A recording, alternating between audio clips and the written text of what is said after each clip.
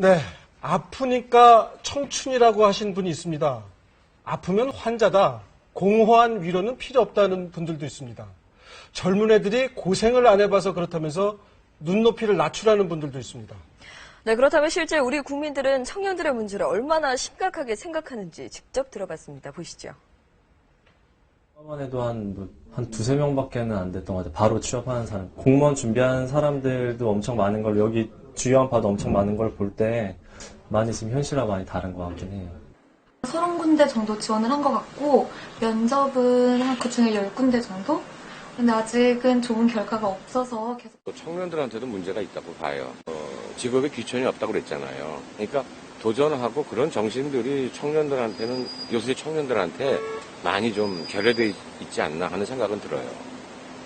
그리고 우리 청년들도 또 젊은 사람들이 좀 더 눈높이를 좀 낮추고 조금 더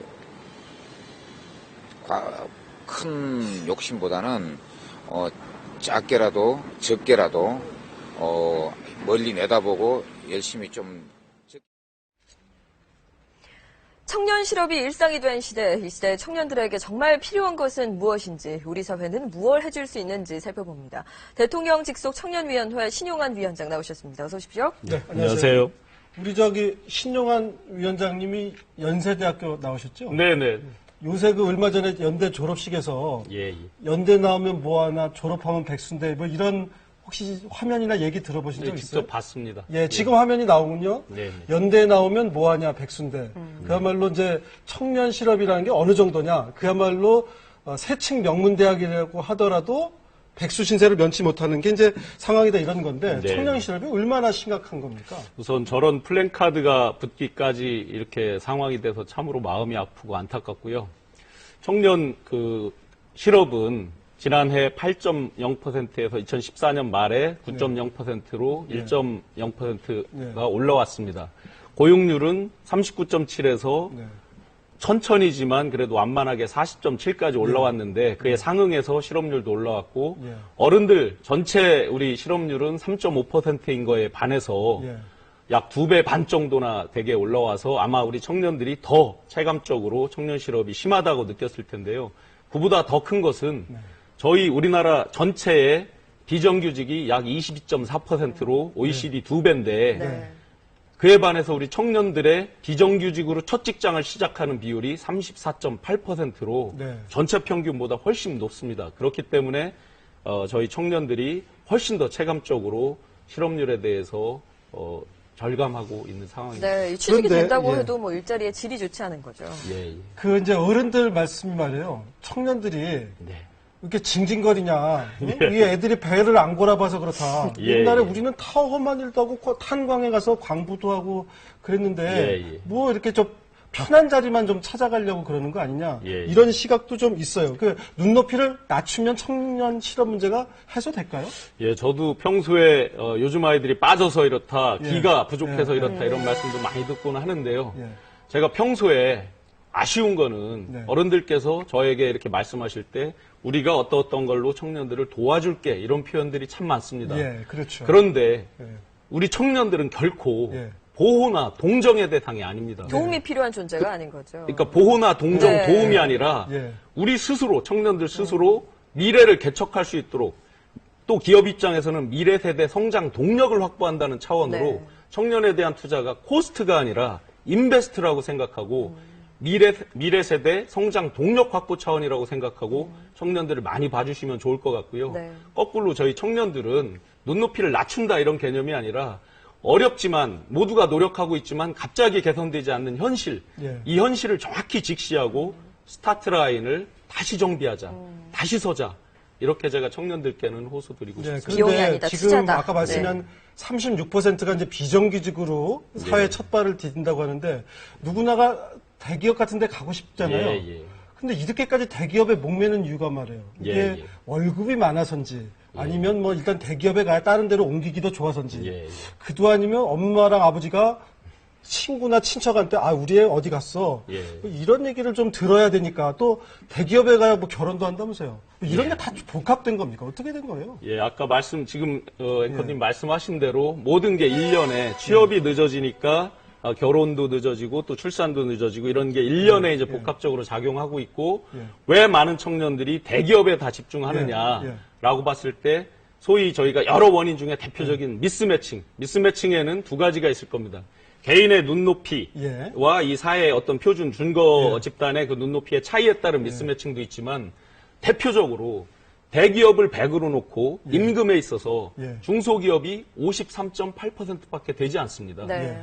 그러다 보니 예를 들어 한 4분의 3 정도라도 미치면 이 눈높이만 낮추면 갈 데가 많아 이렇게 할 수 있겠는데 100만 원 받는 거 70만 원짜리 가 그럴 텐데 그게 안 된다 이런 얘기. 자신 있게 그 누구도 아무도 말씀을 못 하시죠. 그래서 이 미스매칭이 너무나 크고요. 네. 그래서 제가 이 시간을 빌어서 강력히 우리 사회에 호소드리고 싶습니다.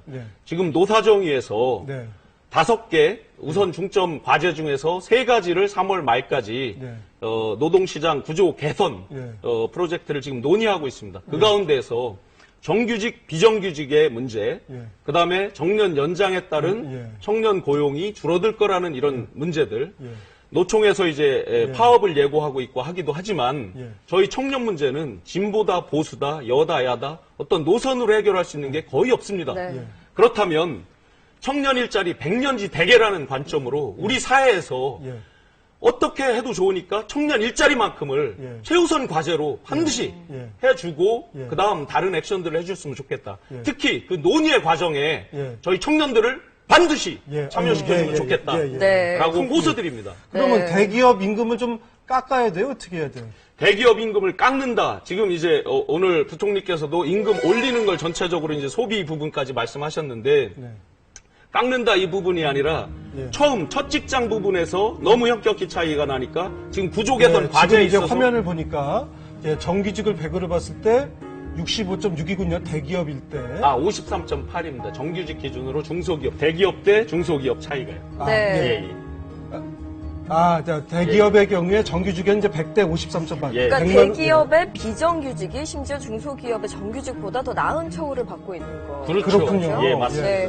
그렇기 때문에 이 청년들에게 이 좁은 문만 바라본다. 뭐 예를 들어서 공무원이나 뭐 대기업에 들어가는 것만 바란다라고 뭐라고 할 것이 아니라 사실 중소기업이나 비정규직의 처우를 좋게 해주든지 뭔가 대책이 필요한 거 아니겠습니까? 예, 그래서 지금 중소기업을 단순히 임금이 자연적으로 올라갈 수 없지 않습니까? 그래서 대기업들이 일종의 이익 공여, 공유경제, 공생경제의 개념으로 많은 이익들, 특히 눈에 보이는 이익 말고도 대량화될 수 없는 예를 들어서 연수시설이나 교육시설 등을 공유해주고 등등해서 질적으로도 격차를 좁히는 노력을 같이 해주셨으면 좋겠습니다. 네, 하여튼 뭐 월급을 올려서 맞췄으면 좋겠는데 안 되면 하여튼 알겠습니다. 그런데 이제 또 창업 얘기 많이 하잖아요. 창업 그러는데 창업이 뭐 10명 하면 1명 성공하는 게 보통인데 맞습니다. 그야말로 전쟁터에서 총알이 쏟아지는데 앞으로 나가라고 하는 얘기나 비슷한 거거든요. 어떻게 보면 무책임한 얘기인데 어떻게 좀 해결책이 있을까요? 안 그래도 제가 청년 현장에서 창업 전도사처럼 창업을 강조하면 많은 청년들이 지금 청년 일자리가 어렵다고 우리를 등 떠미는 거냐라는 그런 강한 어필까지 옵니다. 그러나 제가 창업 전도사처럼 창업을 강조하는 것은 그런 게 아니라 준비된 창업을 얘기하는 겁니다. 우리 국민의 63%는 준비되지 않은 창업을 하고 있다라고 나와 있고 평균 준비 기간이 겨우 8.7개월이라고 나와 있습니다. 우리나라는 창업 준비에 관한 한 굉장히 좋은 여건들을 가지고 있습니다. 많은 중소기업진흥공단에서 하는 창업사관학교 등등 많은 것들이 무료로 제공되고 있습니다. 준비된 창업을 제가 강조드리는 것이고요. 많은 사람들이 특히 이런 어필을 하는 이유는 창업 실패에 따른 후유증, 그 두려움 때문에 그렇죠. 그래서 정부 차원에서도 예를 들어서 연대보증, 제3자 연대보증 해소라든지 재기 창업자에 대한 펀드 지원이라든지 이런 것들을 확충해서 창업에 대한 실패에 대한 두려움을 줄이는 방향으로 같이 계속 노력하고 근데 있습니다. 이 경제적인 지원 말고 아무래도 이 멘토라고 할 수 있는 뭐 여러 가지 경험이나 이런 것들을 조언해 줄 수 있는 그런 제도도 필요하지 않을까요? 네. 창업에 있어서 결국은 성공 확률 게임이라고 본다면 가장 중요한 게 앞서서 성공 경험을 하거나 실패 경험을 한 분들의 어떤 멘토링, 서로 쌍방 간의 커뮤니케이션을 하면서 같이 이끌어주고 하는 것들이 중요할 텐데요. 저희 2030 정책 참여단에서 지난주 발표했듯이 이 멘토와 멘티가 미스매칭이 일어나고 있습니다. 원하는 분야의 멘토가 아닌 전혀 다른 분야의 멘티가 있고 해서 그 매트릭스를 작성해서 정부에서 쉽게 멘토 매티를 매칭해 주려고 하고요.